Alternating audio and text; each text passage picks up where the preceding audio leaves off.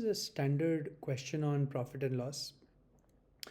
A person has spent 50,000 rupees to purchase a desktop and laptop computer. So CP को ले लीजिए D and L. So D plus L is 50,000. ठीक है? He sold the desktop at a 20% profit. 20% means now it has been sold for 120% or 1.2. 1.2 D and 10% come. 10% loss means 90%. 90% means 0.9 L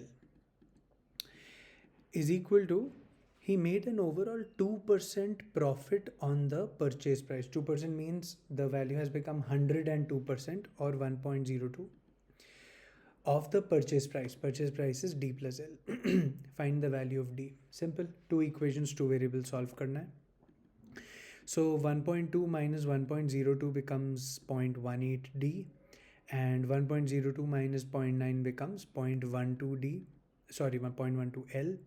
So D upon L becomes 12 upon 18, that's 2 upon 3, and D becomes 2/5 of 50,000, and that is 20,000 is the right answer for question number 11.